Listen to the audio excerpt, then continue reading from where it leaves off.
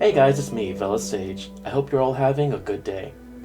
In this video, I am going to be talking about one of the oldest Marvel heroes, the first mutant to appear in publication in The King of Atlantis, Namor the Submariner. Now, this is going to be a very abridged version of his history. There is decades worth of backstory I could go over, but for now, I am going to just keep it to the basics. If I miss anything, or you feel I left out anything important, let me know in the comments down below.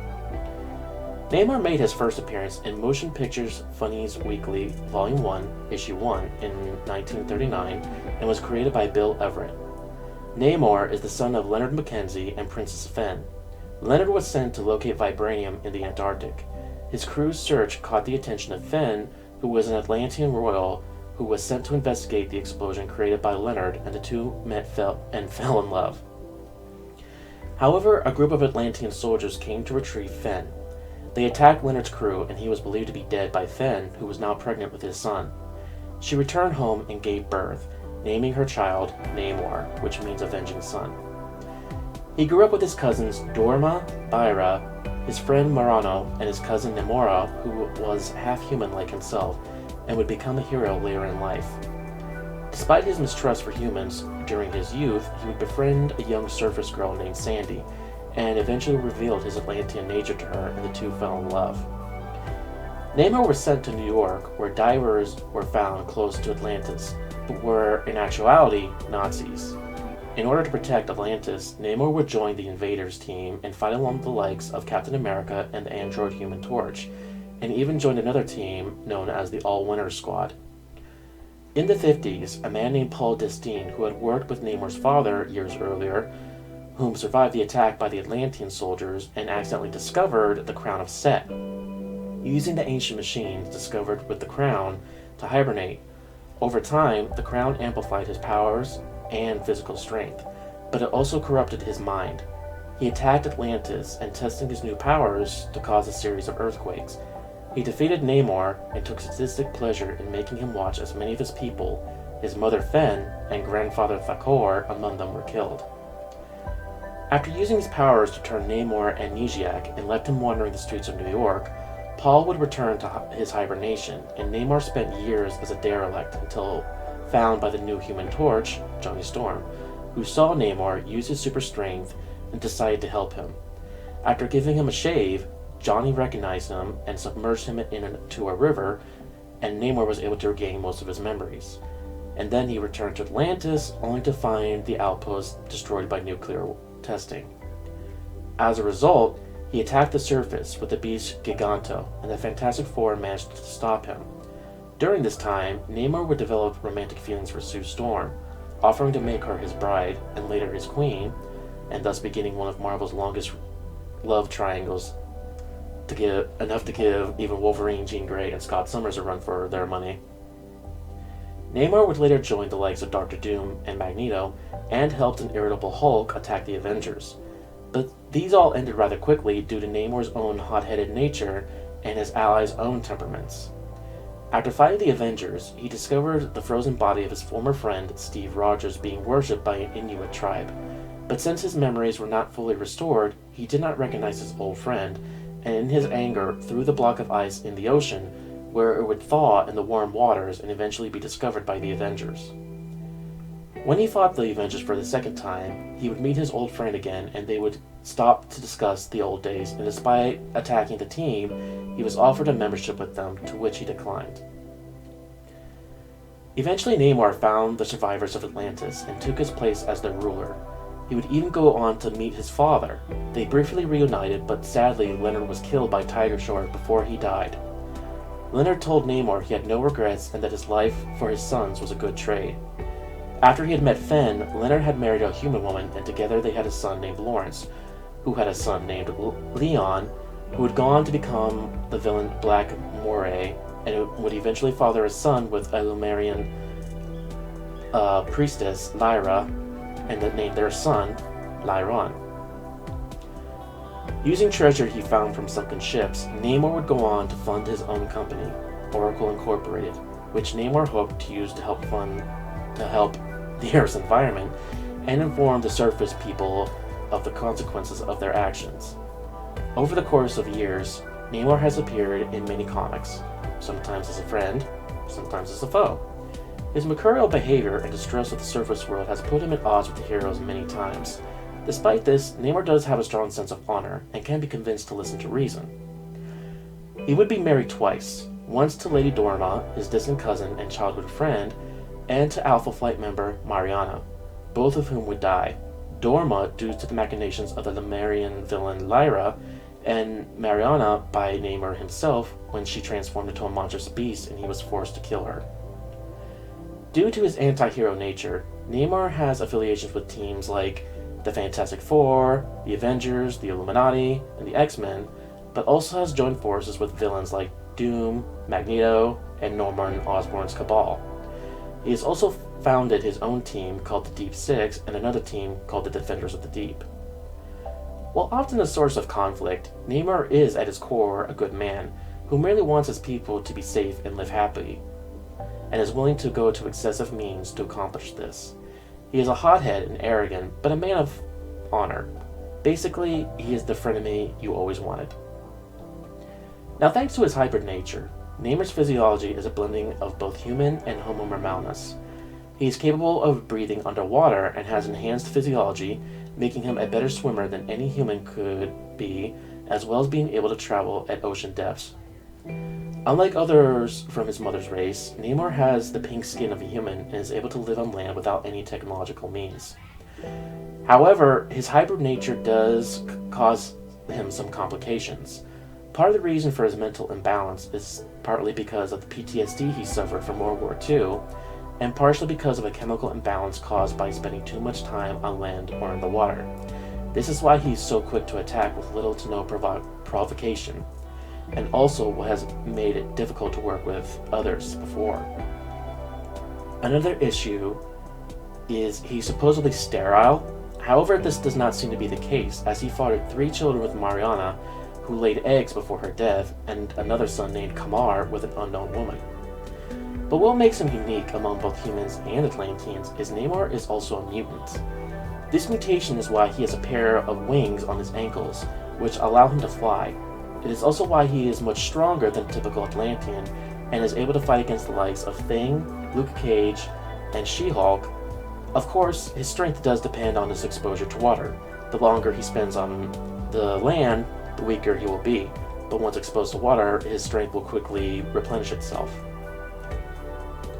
He also has a telepathic rapport with all forms of marine life, using this to persuade undersea creatures to do his bidding, as well as give orders to his people.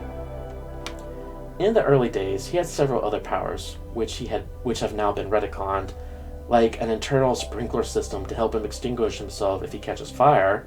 He can also use sonar, follow radio waves, sense any amount of movement around him, and use a bioelectrical discharge similar to an electric eel.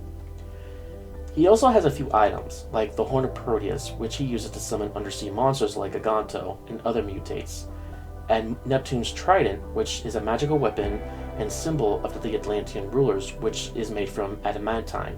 Not adamantium, like Wolverine's. Adamantium is a magical metal, and with it, Namor can control water and several other magical abilities, but Namor prefers to use it as just a weapon. So now that we have gone through his background, personality, and abilities, let's talk about the one question I am sure you all are asking. If and when he will appear in the MCU. Now, Namor has appeared in some of Marvel's cartoons and games, but we've yet to see him appear in a live adaptation.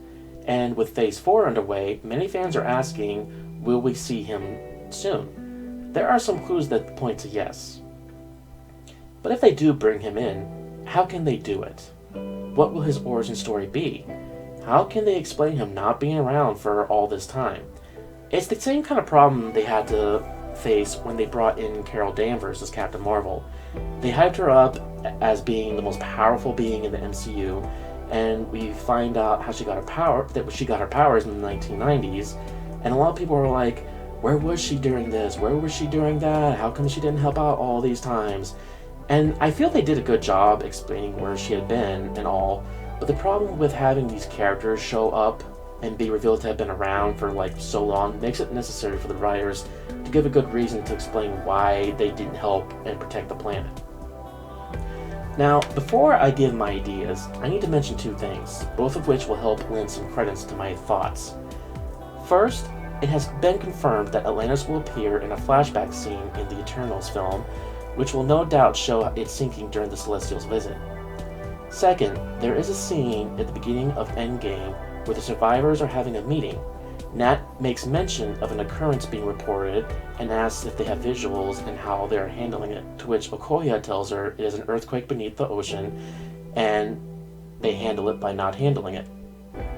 Was this merely Nat being overly cautious, or was it something more? This plays into the first of my theories on how we will see Namor. One is they keep his origin story close to his 616 version.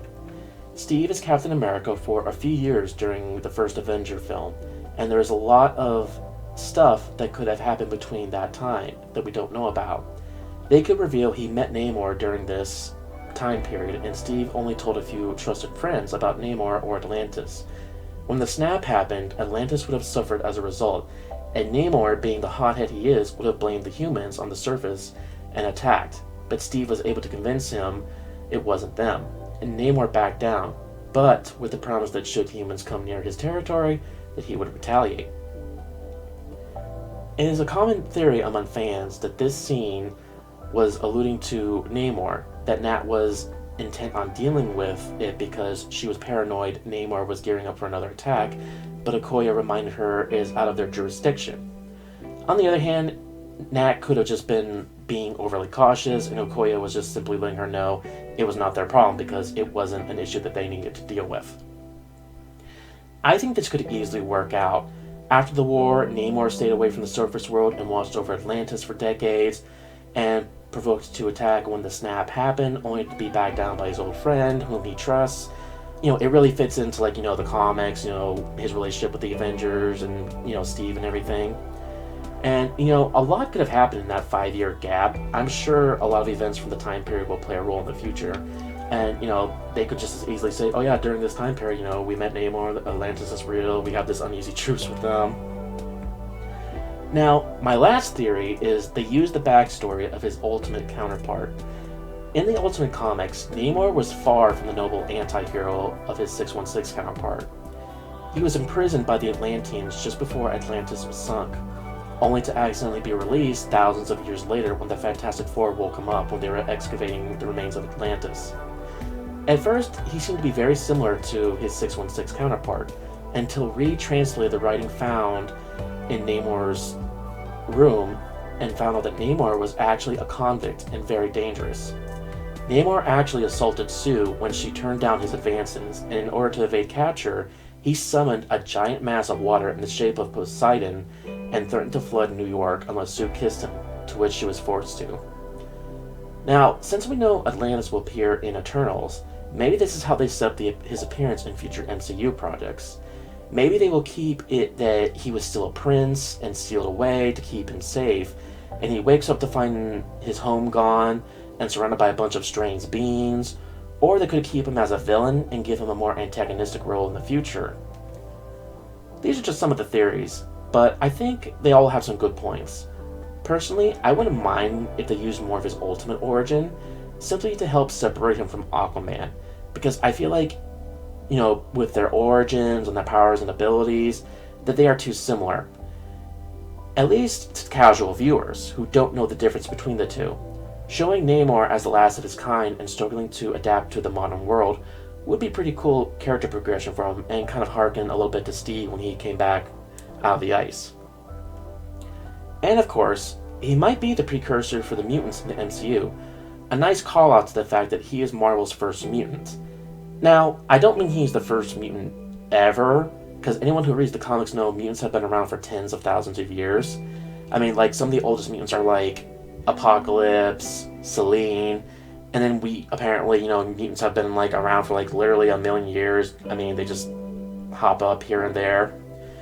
But Namor is the first mutant to appear on page, and reflecting that on the big screen would have a nice little synergy to it.